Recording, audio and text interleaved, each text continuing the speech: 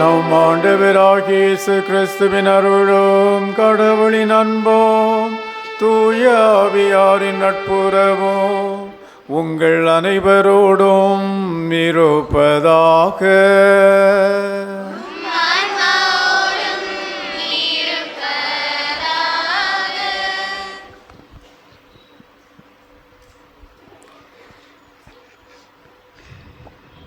திருவிழா திருப்பலி முன்னுரை.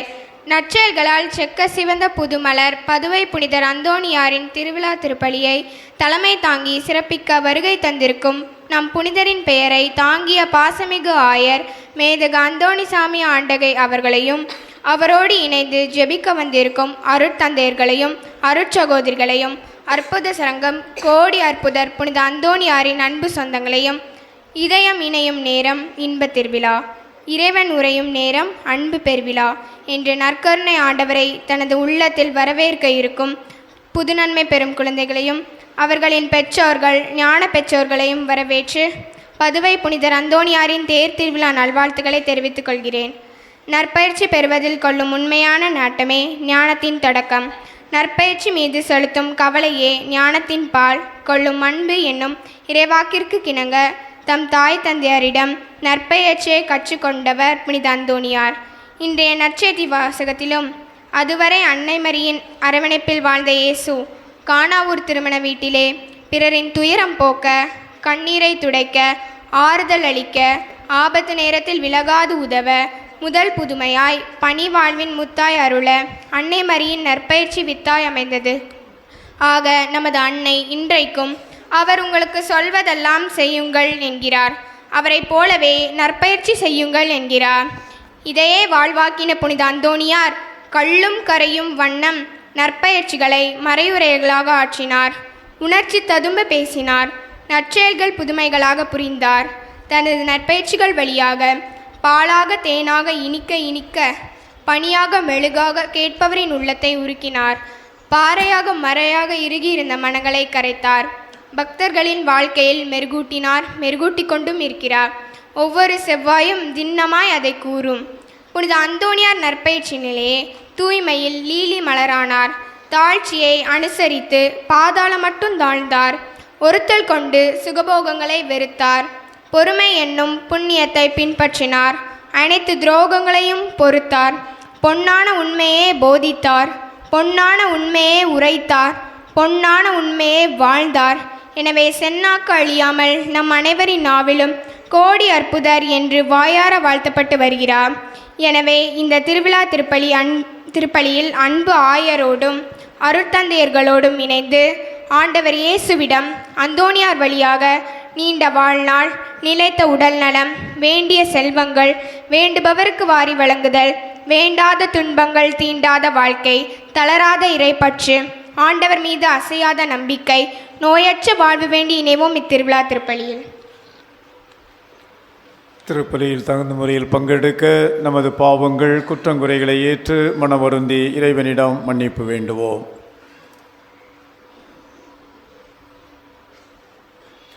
அன்புமிக்க சகோதர சகோதரிகளே, நம் திருமுழுக்கு நினைவாக நம்மீது தெளிக்கப்படும் தமது படைப்பாகிய தண்ணீரை புனிதப்படுத்தி அருளுமாறு நம் கடவுளாகிய ஆண்டவரை கெஞ்சி மன்றாடுவோமாக. அவரே நமக்கு உதவி அளித்து நாம் பெற்றுக்கொண்ட தூய ஆவிக்கு உண்மையுள்ளவர்களாய் நிலைத்திருக்க அருள்வாராக.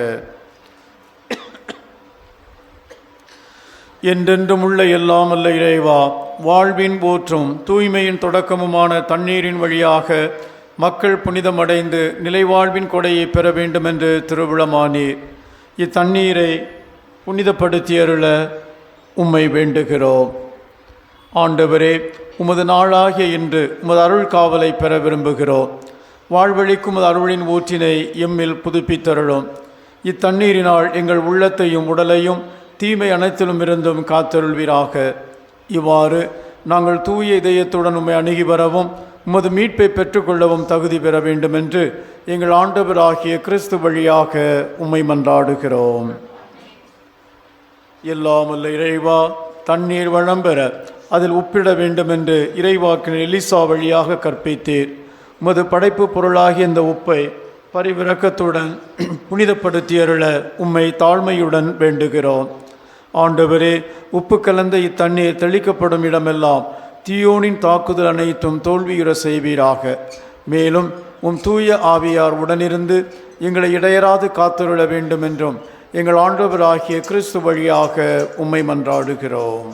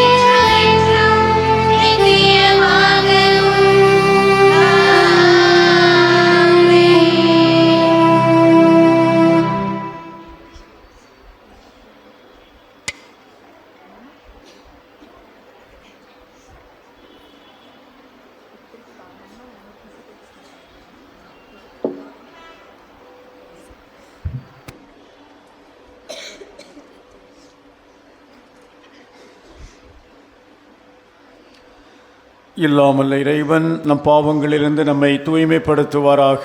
இந்த நற்கருணை கொண்டாட்டத்தின் வழியாக அவர் தம்முடைய ஆட்சியின் விருந்தில் பங்கு கொள்ள நம்மை தகுதி பெற செய்வாராக.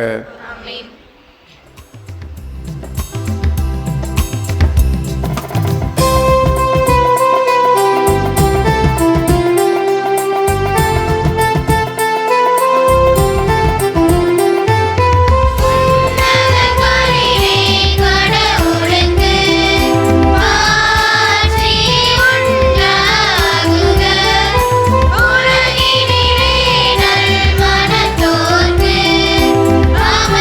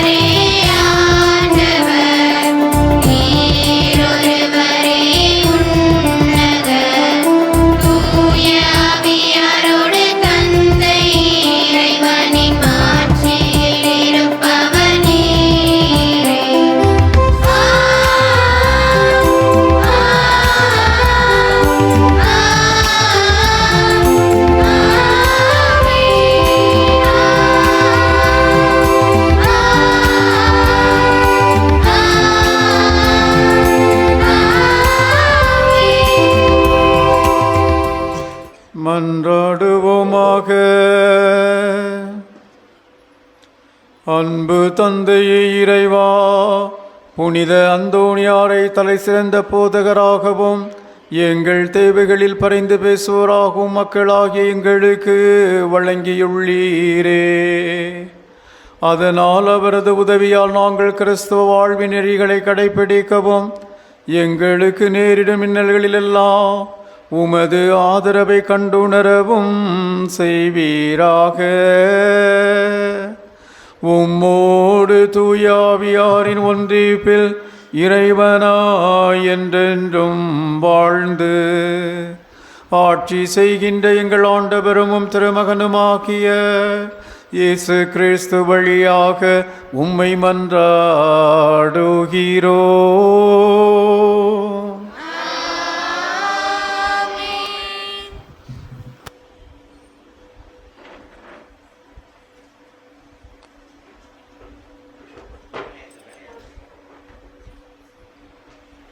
முதல் வாசகம். இறைவாக்கினர் ஏசாயா நூலிலிருந்து வாசகம். அதிகாரம் 62, இறைவசனங்கள் 1-5 முடிய. சீயோனின் வெற்றி வைகரை ஒளியெனவும் அதன் மீட்பு சுடர் விளக்கெனவும் வெளிவரும் வரை அதனை முன்னிட்டு மௌனமாயிரேன். எருசலேம் பொருட்டு செயலற்று அமைதியாயிரேன். பிற இனத்தார் உன் வெற்றியை காண்பர். மன்னர் யாவரும் உன் மேன்மையை பார்ப்பர். அவர்கள் தம் நாவினால் சூட்டப்படும் புதியதோர் பேரால் நீ அழைக்கப்படுவாய். ஆண்டவரின் கையில் நீ அழகிய மணிமுடியாய் திகழ்வாய். உன் கடவுளின் கரத்தில் அரச மகுடமாய் விளங்குவாய். கைவிடப்பட்டவள் என இனி நீ பெயர் பெற மாட்டாய். பால் பற்றது என இனி உன் நாடு அழைக்கப்படாது. நீ எப்சிபா என்று அழைக்கப்படுவாய். உன் நாடு பெயுலா என்று பெயர் பெறும். ஏனெனில் ஆண்டவர் உன்னை விரும்புகின்றார். உன் நாடு மணவாழ்வு பெறும். இளைஞன் கன்னி பெண்ணை மணப்பது போல உன்னை எழுப்பியவர் உன்னை மணந்து கொள்வார். மணமகன் மணப்பெண்ணில் மகிழ்வது போல் உன் கடவுள் உன்னில் மகிழ்வார். இது ஆண்டவர் வழங்கும் அல்வாக்கு. பதிலுரை பாடல். திருப்பாடல் 34. நீங்கள் பாட வேண்டிய பதில் பாடல். ஆண்டவரை நான் போற்றிடுவேன், என்றும் ஆண்டவரை நான் போற்றிடுவேன்.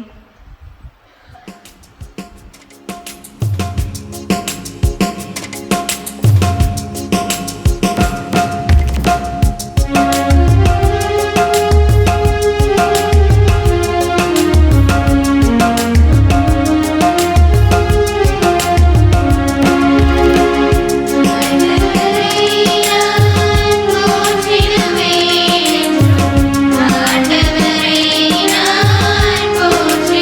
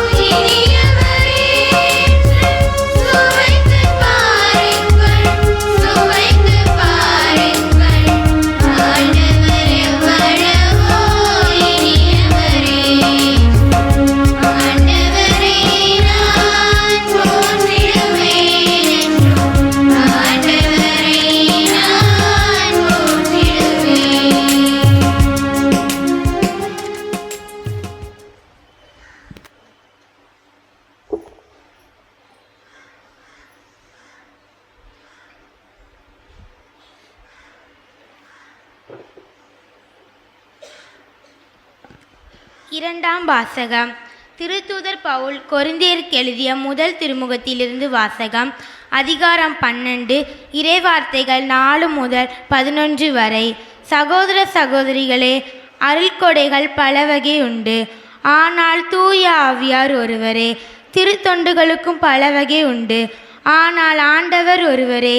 செயல்பாடுகள் பல வகை உண்டு, ஆனால் கடவுள் ஒருவரே. அவரே எல்லாரிடமும் எல்லாவற்றையும் செயல்படுத்துபவர்.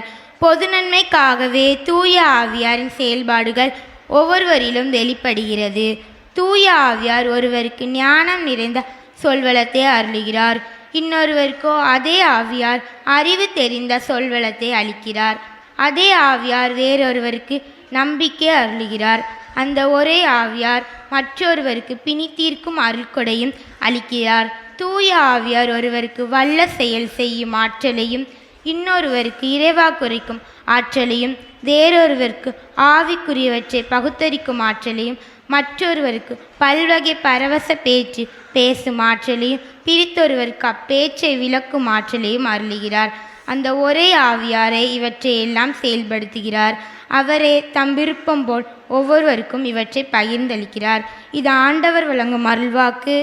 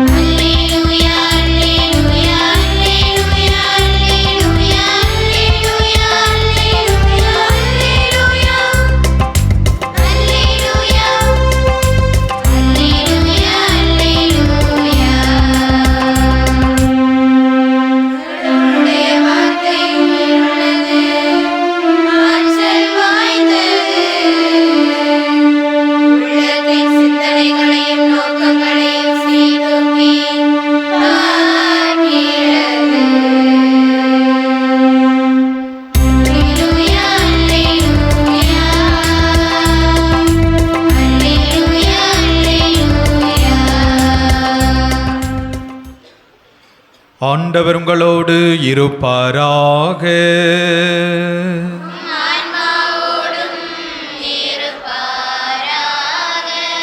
யோவான் எழுதிய தூய நற்செய்தியிலிருந்து வாசகம்.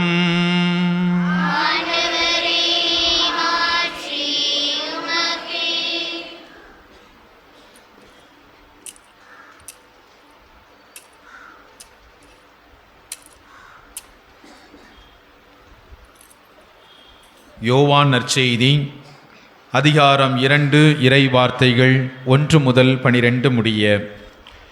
கலிலேயாவில் உள்ள கானாவில் திருமணம் ஒன்று நடைபெற்றது. இயேசுவின் தாயும் அங்கிருந்தார்.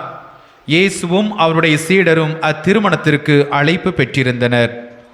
திருமண விழாவில் திராட்சை ரசம் தீர்ந்து போகவே இயேசுவின் தாய் அவரை நோக்கி, திராட்சை ரசம் தீர்ந்து விட்டது என்றார். இயேசு அவரிடம், அம்மா, அதை பற்றி நாம் என்ன செய்ய முடியும்? எனது நேரம் இன்னும் வரவில்லையே என்றார். இயேசுவின் தாய் பணியாளர்களிடம், அவர் உங்களுக்கு சொல்வதெல்லாம் செய்யுங்கள் என்றார். யூதரின் தூய்மை சடங்குகளுக்கு தேவையான 6 கல் தொட்டிகள் அங்கு இருந்தன. அவை ஒவ்வொன்றும் 2-3 குடம் தண்ணீர் கொள்ளும். இயேசு அவர்களிடம், இத்தொட்டிகளில் தண்ணீர் நிரப்புங்கள் என்று கூறினார். அவர்கள் அவற்றை விளிம்பு வரை நிரப்பினார்கள். பின்பு அவர், இப்போது முன்பு பந்தி மேற்பார்வையாளரிடம் கொண்டு போங்கள் என்று அவர்களிடம் கூறினார். அவர்களும் அவ்வாறே செய்தார்கள். பந்தி மேற்பார்வையாளர் திராட்சை ரசமாய் மாறியிருந்த தண்ணீரை சுவைத்தார். அந்த ரசம் எங்கிருந்து வந்தது என்று அவருக்கு தெரியவில்லை. தண்ணீர் கொண்டு வந்த பணியாளருக்கே தெரிந்திருந்தது. ஆகையால் பந்தி மேற்பார்வையாளர் மணமகனை கூப்பிட்டு, எல்லாரும் நல்ல திராட்சை ரசத்தை முதலில் பரிமாறுவர், யாவரும் விருப்பம் போல குடித்த பின் தான் தரம் குறைந்த ரசத்தை பரிமாறுவர். நீர் நல்ல ரசத்தை இதுவரை பரிமாறாமல் ஏன் வைத்திருந்தீர் என்று கேட்டார். இதுவே இயேசு செய்த முதல் அரும் அடையாளம். இது கலிலேயாவில் உள்ள கானாவில் நிகழ்ந்தது. இதன் வழியாக அவர் தம் மாட்சியை வெளிப்படுத்தினார். அவருடைய சீடரும் அவரிடத்தில் நம்பிக்கை கொண்டனர். இதன் பிறகு அவரும் அவர் தாயும் சகோதரர்களும் அவருடைய சீடரும் கப்பர்நாகும் சென்று அங்கு சில நாட்கள் தங்கியிருந்தனர். ஆண்டவரின் அருள்வாக்கு.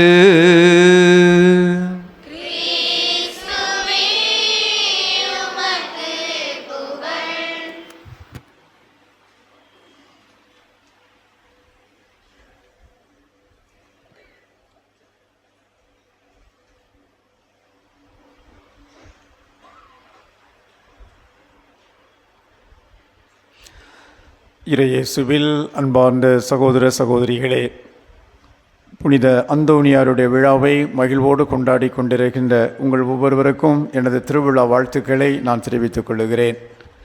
கடந்த வியாழக்கிழமையிலிருந்து நீங்கள்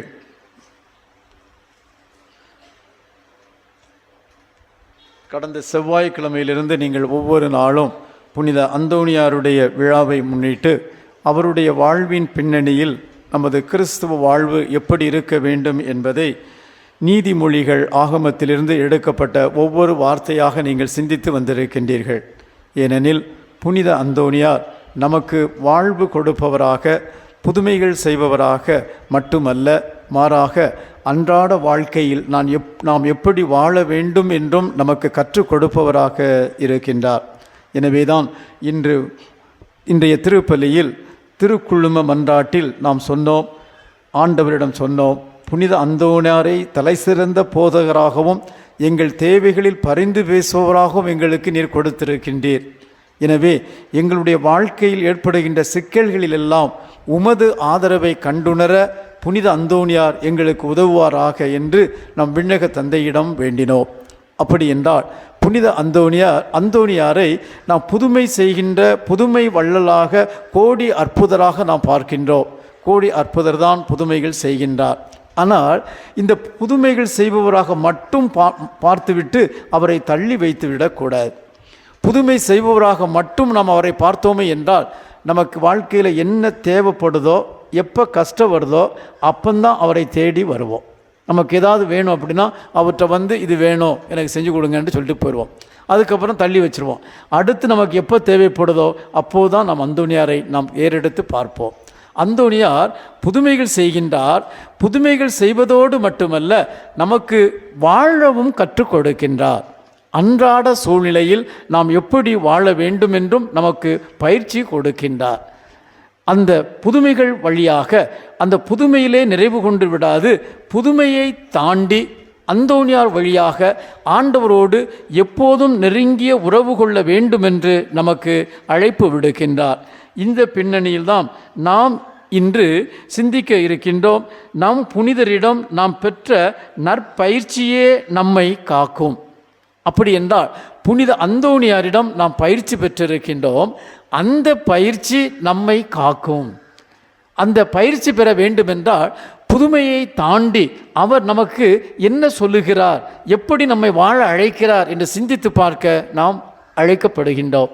இந்த பின்னணியில் பார்க்கின்ற போது நமக்கு அவர் என்ன பயிற்சி கொடுக்கின்றார் என்று பார்ப்போமே என்றால், அவருடைய வாழ்க்கையின் பின்னணியில் அவருடைய வாழ்விலிருந்து நாம் என்ன கற்றுக்கொள்ளலாம், எப்படி நல்ல கிறிஸ்தவர்களாக இருக்கலாம், எப்படி ஆண்டவருடைய பிள்ளைகளாக வளரலாம், எப்படி அந்தோணியாரிடமிருந்து இன்னும் அதிகமாக கொடைகளையும் புதுமைகளையும் பெறலாம் என்று சிந்தித்து பார்க்க நான் உங்களை அழைக்கின்றேன். புனித அந்தோணியார் நம் அனைவருக்கும் தெரியும், போர்ச்சுகல் நாட்டிலேயே லிஸ்பன் என்ற நகரில் பிறக்கின்றார். அவர் பிறந்தவுடன் அவர் அங்கு ஆரம்ப கல்வி கற்கின்றார். அகுஸ்தினார் சபையில் சேர்கின்றார். அகுஸ்தினார் சபையில் சேர்ந்தவுடன் கோயம்பரே என்று அழைக்கப்படுகின்ற இடத்தில் அவர் பணிபுரிய அழைக்கப்படுகின்றார். அவருக்கு கொடுக்கப்பட்ட பணி என்னது? சாதாரண பணி. யாராவது வந்தாங்கன்னா போனாங்கன்னா ரிசப்ஷனிஸ்ட் என்று சொல்லக்கூடிய வரவேற்புரையை வரவேற்பறையை கண்காணிப்பது. யாராவது வந்து மணி அடித்தாங்கன்னா யாரை பார்க்கணும், அதான். இது 1 வருஷம் இல்லை, 2 வருஷம் இல்லை, 9 வருஷமாக இந்த வேலை தான் செஞ்சிட்ருக்கார். இவர் வந்து சொன்னார், இதை போய் எனக்கு கொடுத்துருக்காங்களே, இது எனக்கு ஒரு வேலையா என்று அவர் கேட்கவில்லை. அவர் கொடுத்த வேலையை செய்பவராக இருக்கின்றார். அப்படி என்றால் தனக்கு கொடுக்கப்பட்ட பணியை, அது எதுவாக இருந்தாலும் சரி, என்னுடைய திறமைக்கு ஏற்ற பணியாக இருக்கா, என்னுடைய அறிவுக்கு ஏற்ற பணியாக இருக்கா, என்னுடைய நிலைக்கு ஏற்ற பணியாக இருக்கா என்றெல்லாம் பார்க்கவில்லை. அவர்கள் பணி கொடுக்கப்பட்டிருக்கிறது, அதை செய்ய வேண்டும் என்று அது தாழ்ச்சியோடு அதை ஏற்றுக்கொள்பவராக இருக்கின்றார். அதோடு மட்டுமல்ல, அந்த 9 ஆண்டுகளிலே இவ்வளவு தாழ்ச்சியான ஒரு எளிமையான இந்த பணி கொடுக்கப்படும் பொழுது அவர் ஏற்றுக்கொண்டார்.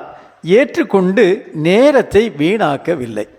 அப்போது அவருக்கு இருந்த அதிகம் நேரம் கிடைக்கிறது. எப்போதும் மக்கள் வந்து தொந்தரவு பண்ணுறது கிடையாது. எப்போது யாராவது வருவார்கள், யாரை பார்க்கணும், சுப்பீரியரை பார்க்கணும், அந்த ஃபாதரை பார்க்கணும், இந்த பிரதரை பார்க்கணும், முடிஞ்சு போச்சு. அதற்கப்புறம் இவருக்கு நேரம் அதிகமாக இருப்பதனால் அந்த நேரத்தை வீணாக்காமல், தேவையில்லாமல் கதையடிக்காமல் அவர் அந்த அரங்கில் இருந்த அந்த மானஸ்ட்ரியில் இருந்த அந்த நூலகத்திற்குள் சென்று நூலகத்தில் இருக்கின்ற எல்லா புத்தகங்களையும் படிக்கின்றார், வாசிக்கின்றார். நேரத்தை வீணாக்கக்கூடாது என்று அவர் முழுவதுமாக அந்த புத்தகத்தை வாசிக்க ஆரம்பிக்கின்றார். விவிலியத்தை கரைத்து குடிக்கின்றார், விவிலியத்தை மனப்பாடம் செய்கின்றார். இப்படியாக நேரத்தை வீணாக்காது நல்ல முறையில் நல்ல புத்தகங்களை வாசித்தது, நல்ல புனிதர்களுடைய வாழ்வை வாசித்தது, எல்லாவற்றிற்கும் மேலாக அந்த விவிலியத்தை முழுமையாக வாசித்து அவர் மனப்பாடம் செய்து விவிலியத்தை தெளிவாக கரைத்து குடித்து வைக்கின்றார். இந்த நிலையில் அப்படி என்றால் நேரத்தை வீணாக்காதவராக, நல்ல நேரத்தை நல்ல முறையில் பயன்படுத்துவராக இருக்கின்றார். அடுத்து நாம் பார்ப்போமே என்றால் இவருடைய வாழ்க்கையின் திருப்பம் அங்குதான் வருகின்றது. 9 ஆண்டுகள் நிறைவு செய்கின்ற வேளையில் மொரோக்கோ நாட்டிலிருந்து பிரான்சிஸ்கன் சபையை சார்ந்த சில குருக்கள் மொரோக்கோ நாட்டிலே பணி செய்ய செல்கின்றார்கள். அங்கு கொல்லப்படுகிறார்கள், நற்செய்திக்காக கொல்லப்படுகிறார்கள். கொல்லப்பட்டு இறந்த உடலை இந்த கோம்ப்ரேயே அந்த ஊருக்கு எடுத்து வருகிறார்கள். இவர் அந்த உடலை பார்க்கின்றார். அந்த ஒரு 4 பேருடைய உடல்கள் வருகின்றன. 4 இறந்த உடலை பார்க்கின்ற போது இவர் சொல்லுகின்றார், நானும் இவர்களைப் போல நற்செய்தி அறிவிக்க செல்ல வேண்டும், மொராக்கோவுக்கு செல்ல வேண்டும், நானும் இவர்களைப் போல நற்செய்திக்காக எனது உயிரை கொடுக்க வேண்டும், நானும் கொல்லப்பட வேண்டும், நற்செய்திக்காக முழுவதும் அர்ப்பணிக்க வேண்டும் என்று விரும்புகின்றார். ஆனால் இவர் சார்ந்திருந்த அந்த அகுஸ்தினார் சபை இதற்கு இந்த பணியில் இல்லாததால் அந்த இறந்த குருக்களுடைய சபையான அந்த பிரான்சிஸ்கன் சபையில் இவர் சேருகின்றார். சேர்ந்த பிறகுதான் தனது பெயரை அந்தோணி என்று மாற்றிக்கொள்ளுகின்றார். இதுவரைக்கு அவருடைய பெயர் வந்து ஃபெர்னாண்டு தான். ஃபெர்னாண்ட் என்று அழைக்கப்பட்ட அவர் அந்தோணி என்று பெயரை மாற்றிக்கொண்டு பிரான்சிஸ்கன் சபையில் சேருகின்றார். இந்த விருப்பத்தை தெரிவிக்கின்றார். அவர்களும் ஏற்றுக்கொண்டு மொரோக்கோ நாட்டுக்கு அனுப்புகிறார்கள். மொரோக்கோ நாட்டுக்கு போகிறார். கப்பலில் பயணம் சென்று செல்கின்றார். பயணம் செய்யும் போதே சுகமில்லாமல் போகின்றார். மொரோக்கோ நாட்டில் போய் சேருகின்றார். சேர்ந்ததிலிருந்தே அவர் படுக்கையாக சுகவீனம் இல்லாமல் படுக்கையிலே இருக்கின்றார். அவரால் எழுந்து நடமாட முடியாது. அப்போது ஆண்டவரிடம் வேண்டுகிறார், ஆண்டவரே, நான் என்ன கேட்டேன், பெரிய அதை கொடு இதை கொடுன்னா கேட்டேன், உமக்காக நான் நற்செய்தி அறிவிக்கணும், உமக்காக உயிரையும் கொடுக்கணும்னு தானே கேட்டேன், ஏன் எனக்கு இந்த பணியை செய்ய நீர் வாய்ப்பு கொடுக்கவில்லை என்று ஆண்டவரிடம் வேண்டுகிறார். அவர் நாட்கள் செல்லுகின்றன. அங்கிருந்த மற்ற குருக்கள் எல்லாம் பயப்படுகிறார்கள். இங்கேயே வைத்திருந்தால் இவர் ஒருவேளை இறந்து விடலாம் என்று பயந்து இவருக்கு மருத்துவம் கொடுக்க முடியவில்லை என்பதற்காக மீண்டும் போர்ச்சுகலுக்கு இவரை அனுப்புகிறார்கள். முடிவு செய்து கப்பலிலே வைத்து 1 மாதம் கழித்து கப்பலிலே வைத்து மீண்டும் அவரை போர்ச்சுகலுக்கு அனுப்புகிறார்கள். கப்பல் செல்கிறது. போர்ச்சுகல் நோக்கி செல்ல வேண்டிய கப்பல் காற்றினால் அலைக்கழிக்கப்பட்டு கடலிலே தத்தளித்து அது போர்ச்சுகல் செல்வதற்கு பதிலாக இத்தாலி நாட்டின் பக்கத்தில் இருக்கின்ற சிசிலி தீவுக்கு சென்று அடைகிறது. அப்போதும் இவர் இன்னும் சுகமில்லாமல் இருக்கின்றார். கேட்கின்றார், ஏன் என்னுடைய வாழ்க்கையில் இப்படி நடக்கிறது, என்று ஆண்டவரிடம் கேட்கின்றார். அது ஆண்டவரிடமிருந்து எந்த பதிலும் வரவில்லை. சிசிலி தீவில் போய் இறங்குகிறார், சுகமாகி விடுகிறார். எல்லாம் சரியாகி விட்டது. ஒரு மருந்தும் பார்க்கல, ஒரு டாக்டரையும் பார்க்கல, எல்லாம் சரியாகி விட்டது. இவர் ஆச்சரியப்படுகின்றார், இது எப்படி நடக்கும் என்று சொல்லுகின்ற போது அவர் சொல்லுகிறார், ஆண்டவரே, நீர் எனக்கென்று ஏதோ ஒரு திட்டத்தை வைத்திருக்கிறீர். நான் உமது திட்டத்திற்கு செவி சாய்க்கிறேன். நான் விரும்பியது இது. ஆனால் இந்த செயல்பாடுகளை பார்க்கின்ற போது நம்முடைய திறமையும் நம்முடைய சக்திக்கும் அப்பாற்பட்டு சில செயல்கள் நடக்கின்ற போது ஏதோ கடவுள் இதை வழியாக செய்ய விரும்புகிறார் என்று கடவுளுடைய திருவுளம் என்று அதை ஏற்றுக்கொள்ளக்கூடிய மனநிலைக்கு வருகின்றார். நீர் ஏதோ செய்கிறீர், ஏதோ காட்டுகிறீர், நான் உமது விருப்பத்திற்கு நான் செவிமடுக்கிறேன் என்று அதை ஏற்றுக்கொள்ளுகின்றார். அங்கு இருக்கின்றார், சுகமாக இருக்கின்றார். அப்போது இருக்கின்ற போதுதான் அசிசி நகரிலே இவருடைய சபையினுடைய கூட்டம் நடைபெறுகின்றது, அசிசியார் தலைமையில். அப்போது இவருக்கு ஒரு ஆசை, அசிசியாரை பார்த்து விட வேண்டும், நமது சபை தலைவரை பார்க்க வேண்டாமா என்று சொல்ல அங்கிருந்த மற்ற அருள் தந்தைகளோடு சேர்ந்து இவர் அசிசிக்கு செல்லுகின்றார். அசிசிக்கு செல்லும் போதும் கூட இவர் ஒரு சாதாரணவராக, ஒன்றும் தெரியாதது போல, எதுவுமே அறியாதது போல ஒரு சாதாரண பணியை செய்து கொண்டிருக்கின்றார். அங்கும் சென்று ஒரு சாதாரண மடத்திலே இவரை மீண்டும் அதே பணியில்தான் அமர்த்துகிறார்கள். ரிசப்ஷனிஸ்ட், வருகிறவர்களை பார்ப்பது, யாரை பார்க்க வேண்டும் சொல்லி இதே பணி கொடுக்கின்றார்கள். கடவுளுடைய விருப்பத்தை பாருங்கள். ஒரு நாள் குருப்பட்ட விழா நடக்கின்றது. டொமினிக்கன் குருக்களுக்கும் இந்த பிரான்சிஸ்கன் சபை குருக்களுக்கும் இந்த இரண்டு பேரும் இணைந்து ஒவ்வொரு ஆண்டும் குருத்துவ திருநிலைப்பாட்டை வைப்பார்கள். ஓராண்டு பிரான்சிஸ்கன் சபையினர் பிரசங்கம் கொடுக்க வேண்டும், ஓராண்டு இந்த டொமினிக்கன் சபையினர் கொடுக்க வேண்டும். இந்த ஆண்டு பிரான்சிஸ்கன் சபையினர் கொடுக்க வேண்டும். 8 பேர் குருக்களாக திருநிலைப்படுத்தப்பட வேண்டிய நேரத்திலே அந்த நாள் காலையிலே அந்த நாளில் பிரசங்கம் கொடுக்க வேண்டிய இந்த பிரான்சிஸ்கன் சபையை சார்ந்த குருவானவர் சுகமில்லாமல் படுகின்றார். அவரால் திருப்பலிக்கு கூட வர முடியவில்லை. பார்க்கிறார்கள், யாரை கடைசி நேரத்தில் பிரசங்கம் வைப்பது, அதுவும் குறுப்பட்ட நாள், குருத்துவத்தை பற்றி பேச வேண்டும், யாரை செல்வது என்று பார்க்கின்ற போது எல்லோரும் சொல்ல ஒதுங்குகிறார்கள். இறுதியாக சொல்லுகிறார்கள் அந்தோணியாரிடம் கேட்போம் என்று. அந்தோணியாரை கேட்கும்போது முதலில் தயங்குகிறார், அடுத்து ஏற்றுக்கொள்ளுகிறார். அந்த குறுப்பட்ட விழாவிலே இவர் பிரசங்கம் கொடுக்கிறார். அதுதான் இவர் கொடுத்த பொது விழாவிலே கொடுத்த முதல் பிரசங்கமாக இருக்கின்றது. அந்த பிரசங்கத்தை பார்த்தவுடன் எல்லோரும் ஆச்சரியப்படுகிறார்கள்.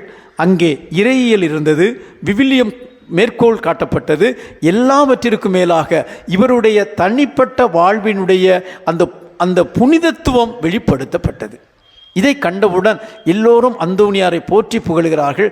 அதில் இருந்துதான் இவர் போதிப்பவராக, நற்செய்தி அறிவிப்பவராக, பிரசங்கியராக புனித அந்தோணியார் காட்டப்படுகிறார். அங்கிருந்துதான் அந்த போதிக்கும் பணியை ஆரம்பிக்கின்றார். அப்படி செல்லும்போது அங்கிருந்து இத்தாலி முழுவதும், பிரான்ஸ் நாட்டு எல்லாம் சென்று போதிக்கிறார். தப்பறையான கொள்கைகளெல்லாம் தட்டுகிறார். கத்தோலிக்க திரு அவையில் இருந்தவர்கள் தவறாக கொள்கையை கொண்டிருக்கின்ற போது, கத்தோலிக்க திரு அவையிலிருந்து பிரிந்து சென்று வேறு விதமான கொள்கையெல்லாம் கொடுக்கின்ற போது எல்லோற்றையும் அடித்து, சம்மட்டியாக அடித்து, இதுதான் உண்மையான திரு அவை, இதுதான் போதனை என்று அழகாக போதித்து எல்லா மக்களையும் அந்த ஆண்டவரிடம் கொண்டு வருகின்றார். இந்த பின்னணியில்தான் உங்கள் அனைவருக்கும் தெரியும் எப்படி புனித அந்தோணியார் அந்த கழுதையை திவ்ய நற்கரனின் முன் மண்டியிட வைத்தார் என்று. அப்படி என்றால் இந்த திவ்ய நற்கரனை பற்றி தவறான கொள்கைகள் கொண்டிருந்த மக்களுடைய மத்தியில் இது சாதாரண கொண்டாட்டம் அல்ல, இது நினைவு கொண்டாட்டம் அல்ல, நாம் ஆண்டு விழா கொண்டாடுகிறோமே அதுபோல அல்ல, இது ஆண்டவருடைய உண்மையான பிரசன்னம் என்பதை காட்ட இந்த கழுதையை அந்த திவ்ய நற்கரனை ஆண்டவர் மீது முழங்கால் படியிட வைத்ததன் வழியாக இவர் ஆண்டவருடைய உண்மையான பிரசன்னத்தை மக்களுக்கு எடுத்து கொடுத்தவராக இருக்கின்றார். அந்த மக்கள் பிரசங்கத்தை கேட்க மறுக்க வரும்போது இவர் எங்கே செல்லுகின்றார்? நம் அனைவருக்கும் தெரியும், கடலுக்கு செல்லுகின்றார், போதிக்கின்றார். மீன்களுக்கு இவர் போதனை கொடுக்கின்றார். அந்த மீன்களுக்கு போதனை கொடுக்கின்ற போது இவர் என்ன போதித்திருப்பார்? மீன்களிடம் இவர் என்ன போதித்திருப்பார்?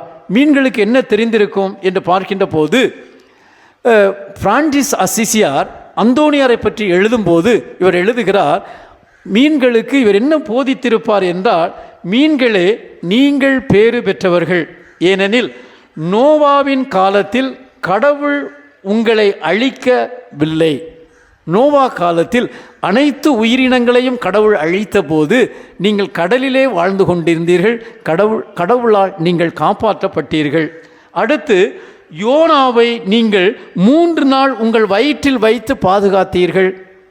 யோனாவின் வயிற்றிலே திமிங்கலன் மீனின் வயிற்றிலே அந்த யோவான் 3 நாள் கடலுக்கு அடியிலே இருந்ததை நாம் பழைய ஏற்பாட்டில் பார்க்கிறோம். அதை சொல்லுகிறார்கள், இவர் யோனாவை நீங்கள் 3 நாள் உங்கள் வயிற்றில் வைத்து பாதுகாத்தீர்கள். அடுத்து சொல்லும்போது இயேசு அப்பங்களையும் மீன்களையும் பருகச் செய்யும் போது நீங்கள் இயேசுவுக்கு உதவியாக இருந்தீர்கள். நீங்கள் உங்களுடைய 2 மீன்கள் 5 அப்பங்கள், இந்த 2 மீன்கள் தான் 5000 பேருக்கு உணவாக கொடுப்பதற்கு வசதியாக இருந்தது. இயேசுவுக்கே நீங்கள் உதவி செய்தீர்கள். அடுத்து பார்ப்போம் என்றால், இயேசுவுக்கு வரி செலுத்த வேண்டும் என்று சொல்லுகின்ற போது ஆண்டவர் பேதுருவை கடற்கரைக்கு அனுப்பி தூண்டில் போடு, வருகின்ற முதல் மீனில் இருக்கின்ற செவிலை தர, அங்கு உனக்கு செப்பு காசு கிடைக்கும், போய் அதை செலுத்திவிடு என்று சொல்லும்போது அந்த ஆண்டவருக்கு தேவையான வரி செலுத்துவதற்குரிய காசையும் நீங்கள் கொடுத்து உதவினீர்கள். எனவே நீங்கள் கடவுளுடைய பார்வையில் உயர் பெற்றவர்கள், மதிப்பு பெற்றவர்கள் என்று இவர் சொல்லி இருக்க வேண்டும் என்று பிரான்சிஸ் அசிசியார் சொல்லுகின்றார். இப்படியாக இந்த போதனை நிறைந்த இந்த கருத்துக்களை உள்வாங்கும் போது அவர் தான் கற்றிருந்த அந்த விவிலியத்தை கரைத்து குடித்து அதை தனது புனித வாழ்வின் மக்களுக்கு வழியாக இவர் கொடுத்தார் என்று சொல்லுகின்ற போது நமது வாழ்வுக்கு இன்று பாடமாக என்ன பயிற்சி பெறுகிறோம்?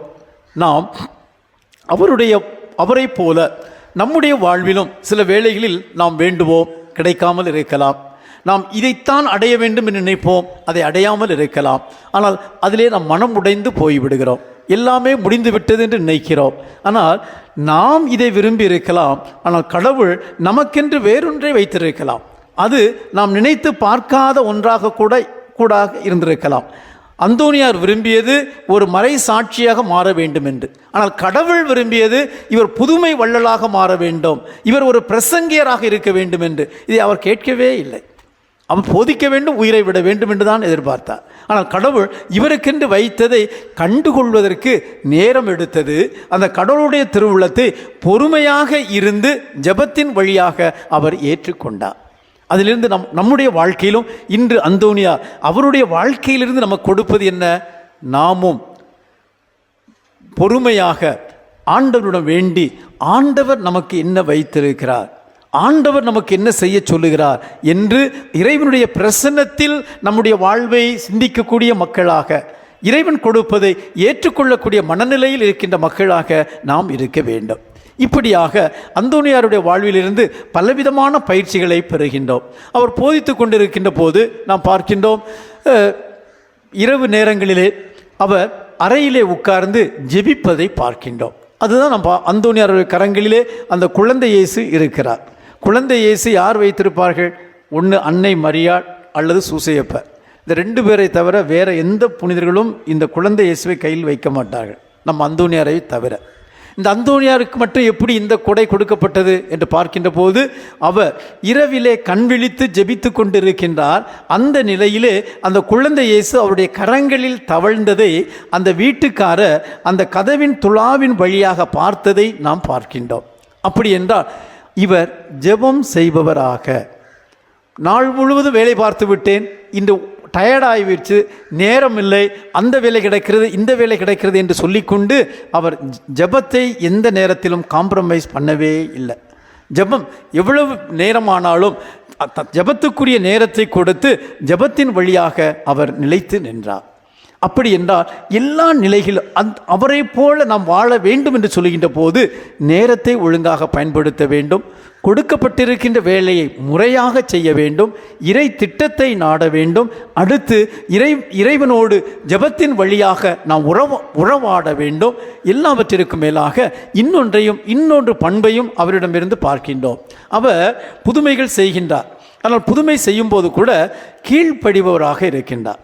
கீழ்ப்படிதலுக்கு என்ன சொல்லுவார் என்றால், அவர் பல புனித அந்தோணியார் வாழும்போது புதுமை செஞ்சார், இறக்கும் போதும் சரி, அடக்கம் செய்யப்பட்ட பிறகு சரி, இப்போதும் சரி புதுமை செய்து கொண்டே இருக்கிறார். இந்த வாழும்போது புதுமை செய்து கொண்டு இருக்கிறனால அவங்க சுப்பீரியர்ஸுக்கெல்லாம் பெரிய பிரச்சனை. எப்போ பார்த்தாலும் மக்கள் வந்துக்கிட்டே இருக்காங்க, கூட்டமாக இருக்காங்க, ஒன்றும் அந்த மானஸ்டிக் லைஃபே வாழ்வே இல்லாமல் போகுன்னு சொல்லும்போது புதுமையெல்லாம் இன்னும் செய்யக்கூடாது அப்படின்னு கட்டளை இடுகிறார் அவருடைய சுப்பீரியர். அவர் இவருக்கு கீழ்ப்படுகிறார். இனி யாராக வந்தால் என்னுடைய சுப்பீரியர் சொல்லியிருக்காங்க புதுமை செய்ய மாட்டேன் அப்படின்னு சொல்கிறார், செய்யவில்லை. ஒரு நாள் அப்போ சொல்லி ஒரு பெரிய கட்டடம் கட்டி கொண்டிருக்கின்ற போது அவர் அந்த வழியாக சென்று கொண்டிருக்கிறார். இந்த உச்சியிலிருந்து வேலை செய்து கொண்டிருந்தவர் கீழே விழுகிறார். அப்போது பக்கத்தில் இருக்கிறவர் அந்தோணியாரை காப்பாற்றுன்னு சொல்கின்ற போது இவர் அவரை பார்த்து, நீ அப்படியே அந்தரங்கத்திலே தொங்கிக் கொண்டிரு, எனக்கு புதுமைகள் செய்யக்கூடாது என்று சொல்லியிருக்கிறார்கள், அவரிடம் பெர்மிஷன் வாங்கிட்டு வந்து நான் புதுமை செய்கிறேன், அதுக்கு தண்ணி அங்கேயே தொங்கிக்கிட்டுரு, அவங்க செய்ய வேண்டாம்னா நான் விட்டுறேன், செய்ய காப்பாற்றுன்னு சொன்னதாகவும் அப்படியே வேலை பார்த்தவர் அந்தரத்தில் தொங்கிக் கொண்டிருந்ததாகவும் நாம் பார்க்கிறோம். அந்த சுப்பீரிடம் செல்ல அவர் தயவு செய்து புதுமை செய் என்று சொல்லி அந்த உயிரை காப்பாற்றியதாக அவருடைய வரலாற்றில் பார்க்கிறோம்.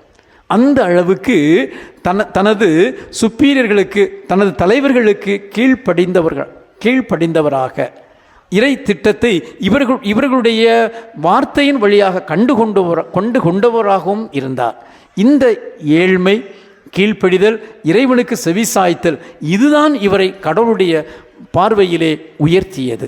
ஆம் அன்பு மக்களே, நம்முடைய வாழ்க்கையிலும் பல வேளைகளில் நாம் அது வேண்டும் இது வேண்டும் என்று செய்கின்றோம். அந்தோணியாரிடம் நம்மை முழுவதும் அர்ப்பணித்து அவருடைய வாழ்க்கையில் விளங்கிய அந்த நற்பண்புகளை நம்முடைய வாழ்க்கையில் நாம் வாழ்வாக்க முயற்சி எடுப்போமே என்றால் ஒவ்வொரு நிமிடமும் அந்தோணியார் நமக்கு வேண்டியதை கொடுத்து எப்படி இருக்க வேண்டுமென்று நிறைவாழ்வை, மகிழ்ச்சியை, சமாதானத்தை இறைமகன் இயேசு கிறிஸ்துவிடமிருந்து நமக்கு பெற்றுக் கொடுப்பார்.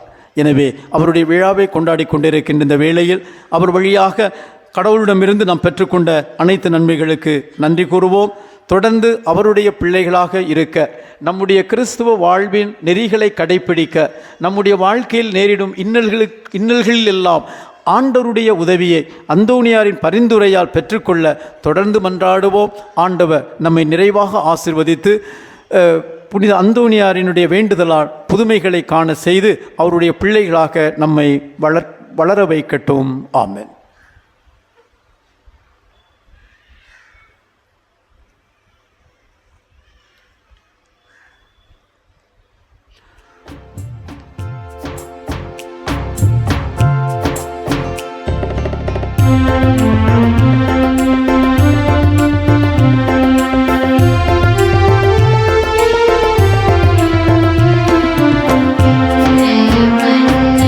படைத்தவராம்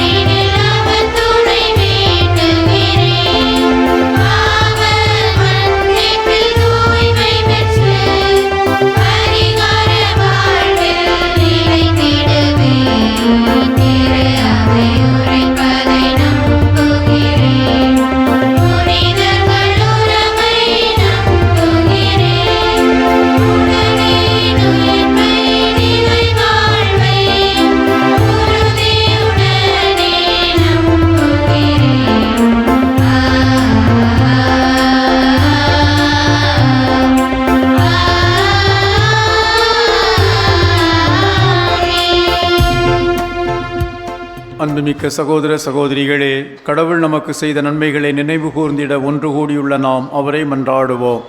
அவரது திருவிழத்துக்கு ஏற்றபடி நம் மன்றாட்டுக்கள் அமைய வேண்டுவோமாக.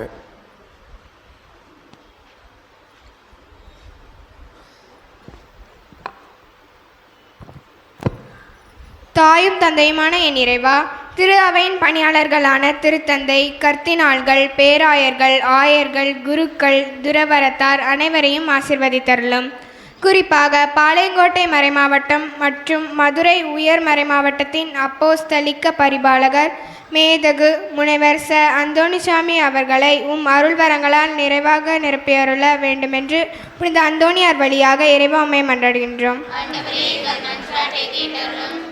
ஏழைகளின் வாழ்வை மலர செய்பவரே, உலக நாடுகளின் தலைவர்கள், எம் இந்திய நாட்டின் தலைவர்கள் அனைவரும் தன்னலமின்றி தொண்டுள்ளம் கொண்டவர்களாய் ஏழை மக்களின் நல்வாழ்வையே மனதில் கொண்டு நீதியின் பாதையில் நேர்மையுடன் பணி செய்ய நல்ல மனதை தந்துள்ள இறைவா உம்மை மன்றாடுகிறோம்.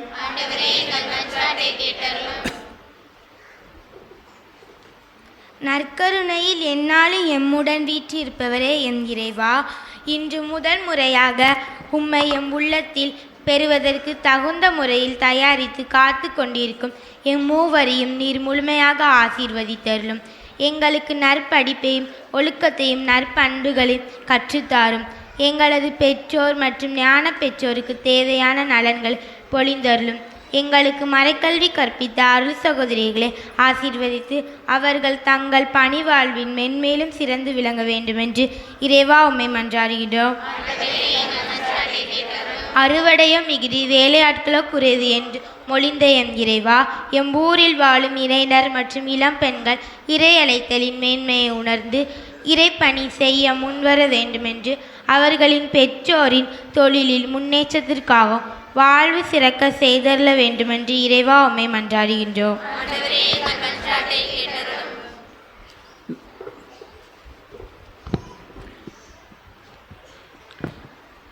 நம்புங்கள், ஜெபியுங்கள், நல்லது நடக்கும் என்றுரைத்த எம் இறைவா, பங்கு மக்களின் வளர்ச்சிக்காக எம் பங்கு தந்தை அல்திரு ஜோசப் ராஜன் அவர்கள் எடுக்கும் எல்லா முயற்சிகளையும் ஆசீர்வதியும். பலிப்பீடத்தை சூழ்ந்துள்ள அனைத்து நம்பிக்கையாளர்களும் எந்த கருத்துகள் ஏறெடுத்து இங்கு வந்தார்களோ அவற்றை புனித அந்தோணியார் வழியாக பெற்றுத்தர வேண்டுமென்று இறைவா உம்மிடம் மன்றாடுகின்றோம். நாம் ஒவ்வொருவரும் நம்முடைய தனிப்பட்ட தேவைகளை இறைவனிடம் மௌனமாக எடுத்து கூறுவோம்.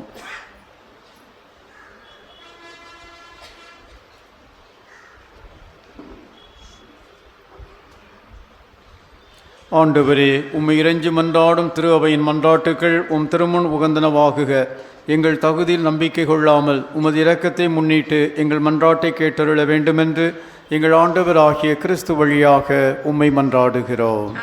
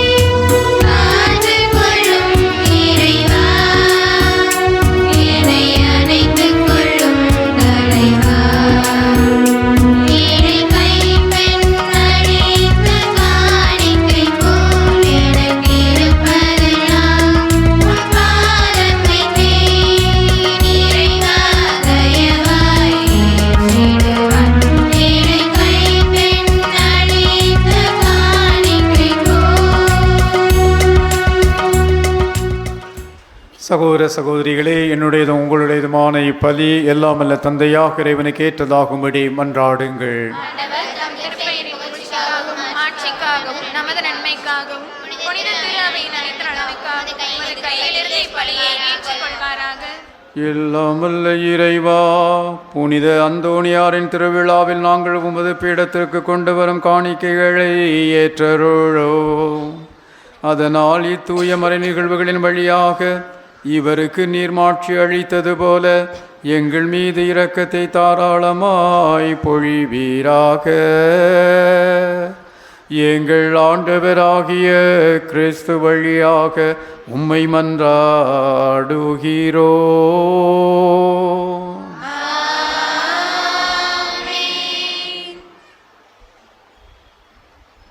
ஆண்டவர் உங்களோடு இருப்பாராக.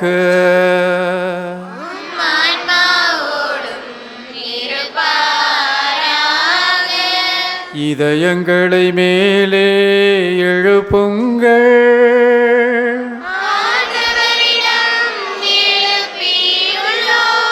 நாம் இறைவனாகிய ஆண்டவருக்கு நன்றி கூறுவோம்.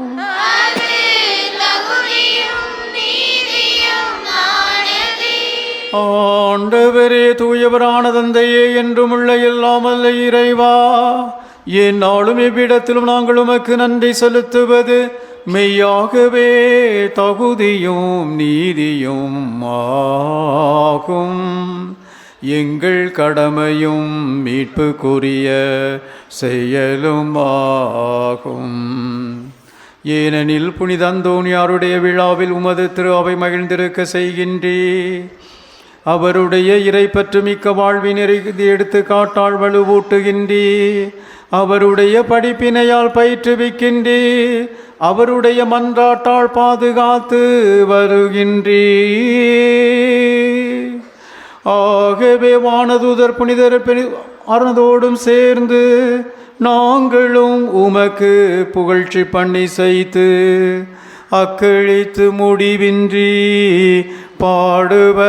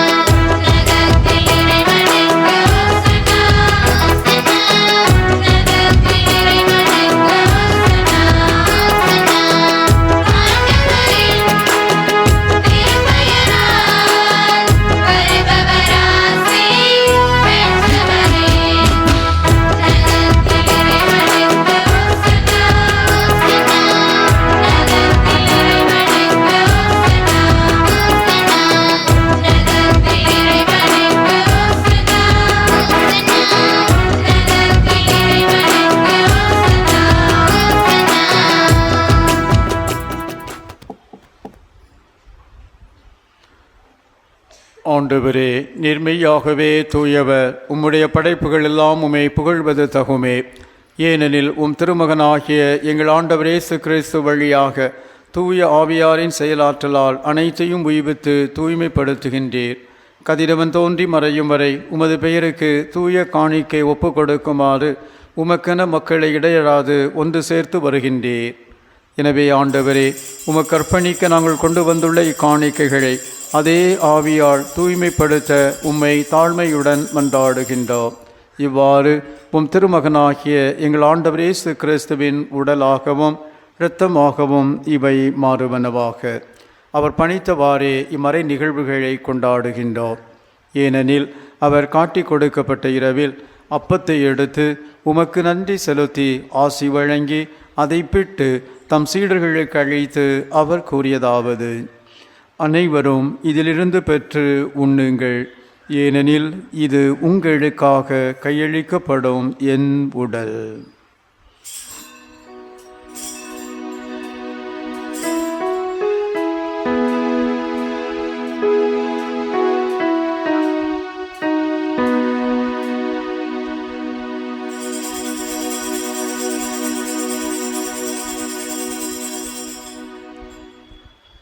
அவ்வண்ணமே இரவு விருந்தை அருந்திய பின் கிண்ணத்தையும் எடுத்து உமக்கு நன்றி செலுத்தி ஆசி வழங்கி அதை தம் சீடர்களுக்கு அழைத்து அவர் கூறியதாவது: அனைவரும் இதிலிருந்து பெற்று பருகுங்கள், ஏனெனில் இது புதிய நிலையான உடன்படிக்கைக்கு உரிய என் இரத்தத்தின் கிண்ணம்.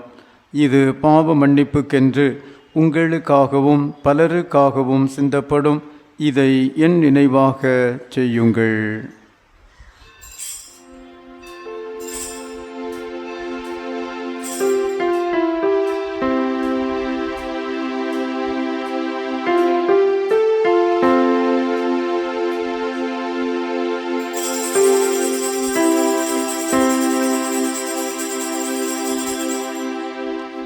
நம்பிக்கையின் மறைபொருள்.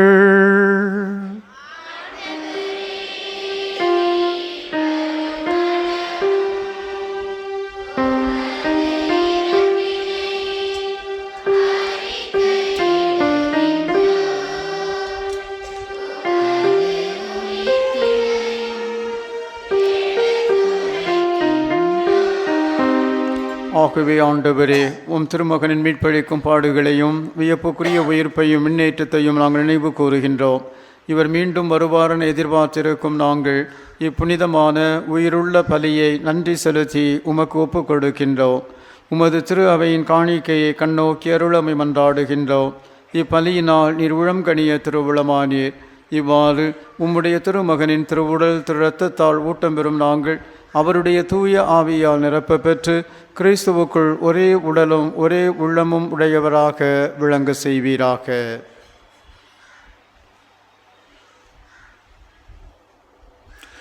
இவரே எங்களை உமக்கு என்றும் காணிக்கையாக்குவாராக.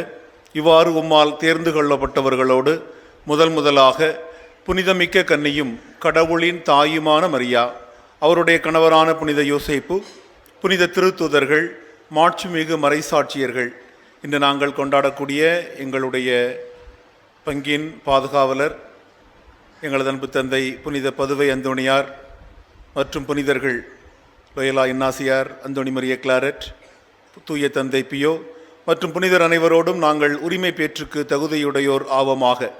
இவர்களின் வேண்டுதலால் நாங்கள் என்றும் உமது உதவியை பெறுவோம் என உறுதியோடு இருக்கின்றோம்.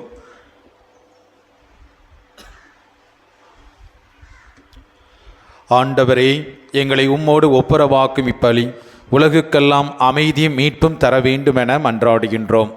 இவ்வுலகில் பயணம் செய்யும் ஒரு திரு அவையை சிறப்பாகவும் அடியாராகிய எங்கள் திருத்தந்தை பிரான்சிஸ், எங்கள் ஆயர் அந்தோணிசாமி ஆண்டகை, ஏனைய ஆயர்கள், திருநிலையினர், உமக்கு சொந்தமான மக்கள் ஆகிய அனைவரையும் நம்பிக்கையிலும் அன்பிலும் உறுதி பெறச் செய்வீராக. நீர் விரும்பியபடி உம் திருமுன் நிற்கின்ற இக்குடும்பத்தின் வேண்டல்களுக்கு கனிவுடன் செவிசாய்த்தருளும். கனிவுள்ள தந்தையே, எங்கும் சிதறுண்டிருக்கும் உம்முடைய பிள்ளைகளை கனிவுடன் உம்மோடு சேர்த்து கொள்ளும்.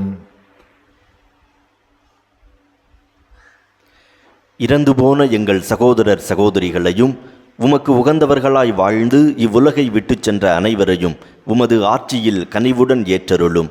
நாங்களும் அங்கு வந்து சேர்ந்து அவர்களோடு உமது மாட்சியால் என்றும் மனநிறைவு அடைவோம் என எங்கள் ஆண்டவராகிய கிறிஸ்து வழியாக எதிர்நோக்கி இருக்கின்றோம். இவர் வழியாகவே நீர் உலகுக்கு எல்லா நன்மைகளையும் வழங்குகின்றீர்.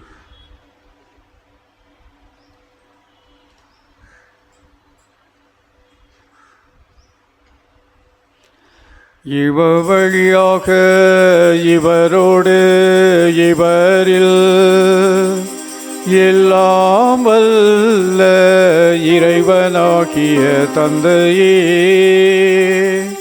தூய ஆவியாரின் ஒன்றிப்பில் எல்லா புகழோ மாற்றியோ என்றென்று உமக்கு உரியதே.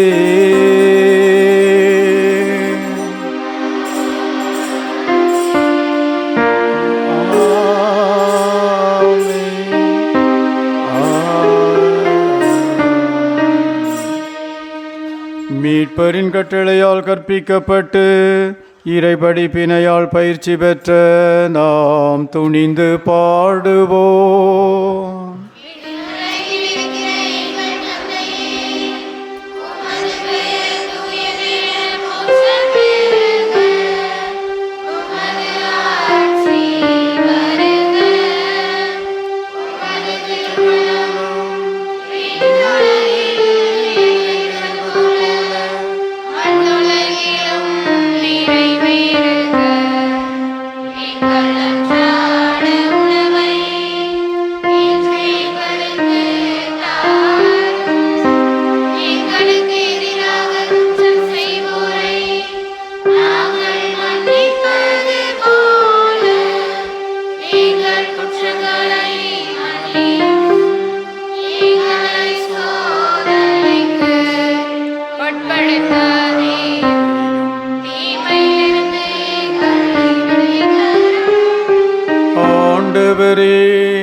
தீமை அனைத்திலும் இருந்து எங்களை விடுவித்து எங்கள் வாழ்நாளில் அமைதியை கனிவுடன் அருள உம்மை மன்றாடுகின்றோ.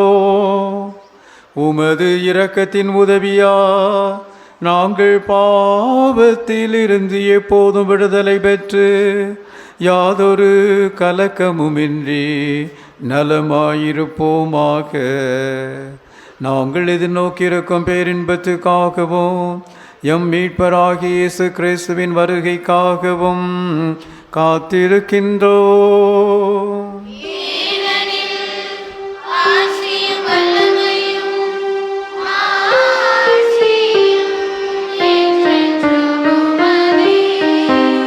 ஆண்டவரே இயேசு கிறிஸ்துவே, அமைதியை உங்களுக்கு விட்டு செல்கிறேன், என் அமைதியையே உங்களுக்கு அழைக்கிறேன் என்று உம் திருத்தூதர்களுக்கு மொழிந்தீரே. எங்கள் பாவங்களை பாராமல் உமது திரு அவையின் நம்பிக்கையை கண்ணோக்கி உமது திருவிழத்துக்கு ஏற்ப அதற்கு அமைதியையும் ஒற்றுமையையும் அளித்தருள்வீராக. என்றென்றும் வாழ்ந்து ஆட்சி செய்கின்றவர் நீரே.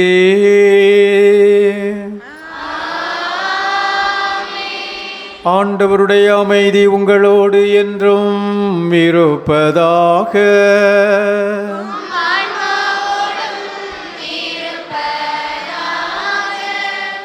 ஒருவருக்கொருவர் அமைதியை பகிர்ந்து கொள்வோம்.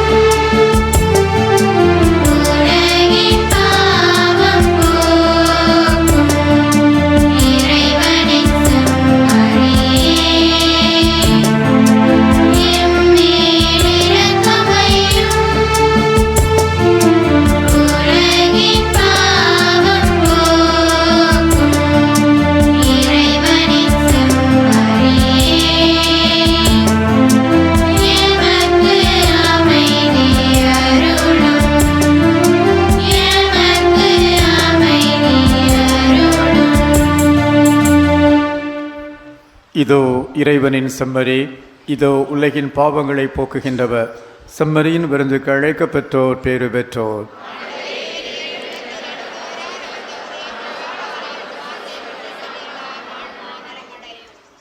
கிறிஸ்துவின் இரத்தமும் நம்மை காத்து வாழ்கிறார்.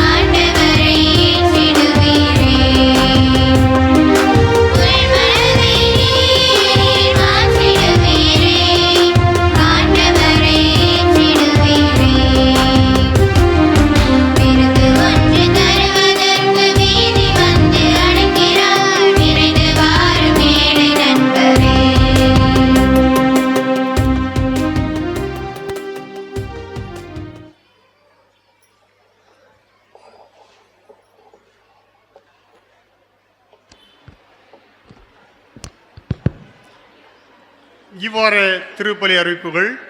20ஆம் தேதி திங்கள் காலை 7 மணிக்கு நன்றி திருப்பலி கொடியிறக்கம்.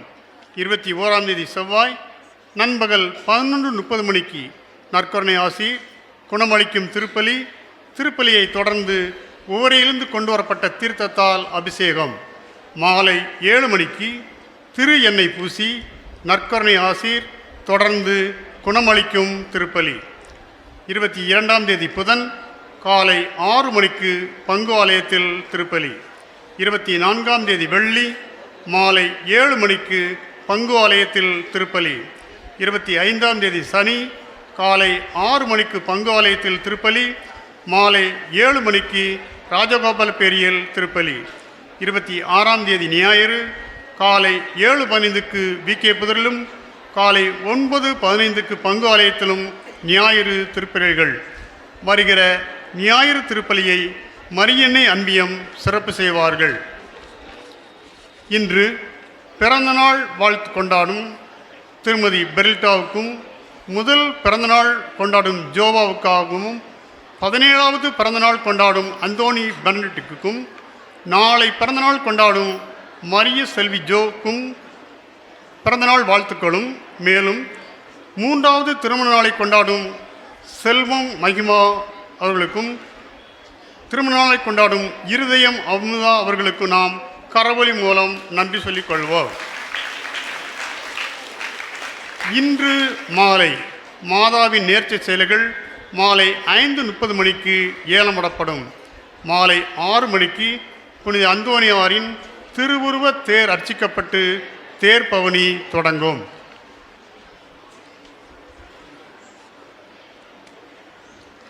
இயேசுவே உம்மை ஆராதிக்கிறேன். இயேசுவே உமக்கு நன்றி, ஏனெனில் நீர் என்னுள் முதன்முறையாய் வந்துள்ளீர். இன்று எங்களுக்கு நற்கருணை என்னும் திருவருட்சானத்தை வழங்கி எங்களுக்கு இறைவனின் ஆசிரை பெற்று தந்த மேதகு முனிவர் அந்தோணி சாமி ஆண்டகை மற்றும் இன்று திருவிழா திருப்பலியில் கலந்து கொண்டு எங்களுக்காக ஜெபித்த ஏனைய அருட்தந்தையருக்கும் நன்றி. இயேசுவே முழு உள்ளத்தோடு உமக்கு நன்றி கூறுகிறேன். இயேசுவே எனக்கு ஜெபிக்க கற்றுத்தாரும். இயேசுவே எனக்கு ஆறுதலாயிரும். இயேசுவே என் அம்மாவே ஆசீர்வதியும். இயேசுவே என் அப்பாவே ஆசீர்வதியும். இயேசுவே என் சகோதரர்களே ஆசீர்வதியும். இயேசுவே என் சகோதரிகளே ஆசீர்வதியும். இயேசுவே என் பாட்டி தாத்தாவே ஆசீர்வதியும். இயேசுவே என் பங்கு தந்தையை ஆசீர்வதியும். இயேசுவே என் மறைக்கல்வி ஆசிரியரை ஆசீர்வதியும்.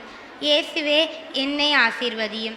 இயேசுவே நான் நல்ல பிள்ளையாய் இருக்க எனக்கு உதவியாயிரும். இயேசுவே நான் நன்றாக படிக்க உதவும்.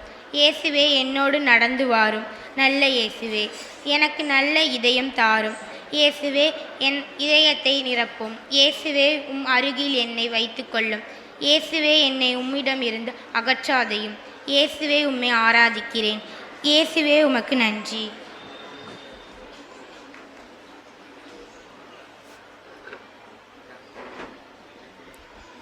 மன்றாடுவோமாக.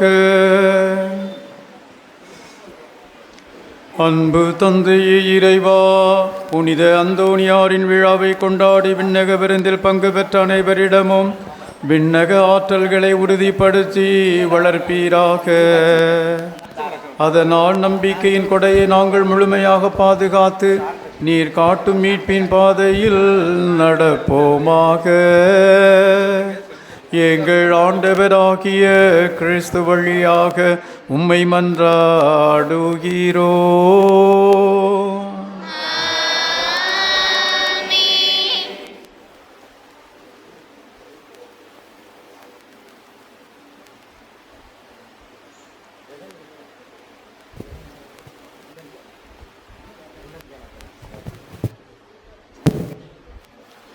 ஆண்டவர் உங்களோடு இருப்பாராக.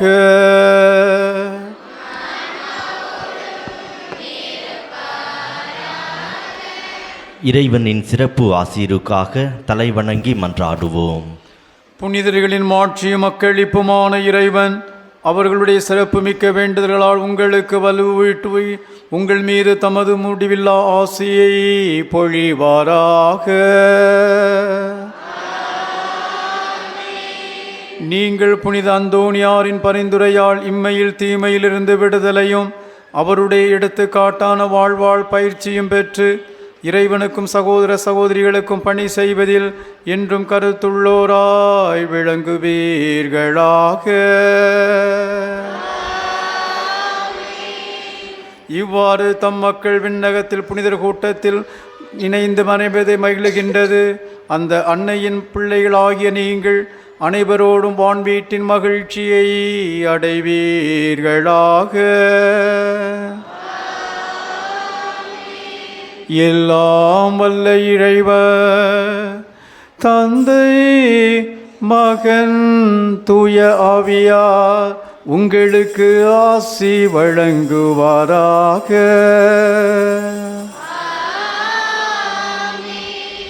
சென்று வாருங்கள், திருப்பலி நிறைவேறிற்று.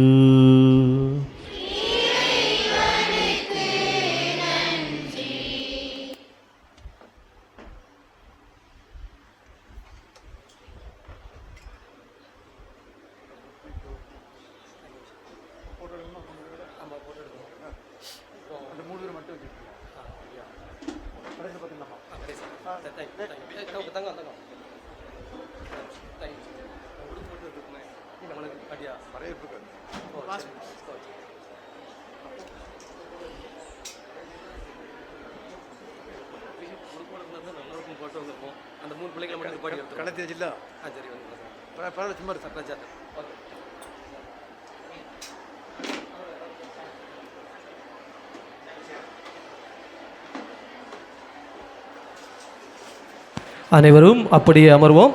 ஆயர் அவர்களுக்கான சந்திப்பும் பங்கு தந்தையர்களுக்கான நன்றியும் தொடர்ந்து நாம் அனைவரும் கிளை கிராமங்கள் சார்பாகவும் தனிநபர்கள் சார்பாகவும் ஆயர் அவர்களை நாம் இப்போது இந்த திருவிழாவை முன்னிட்டு கௌரவப்படுத்த இருக்கிறோம். அப்படியே உட்காருங்க.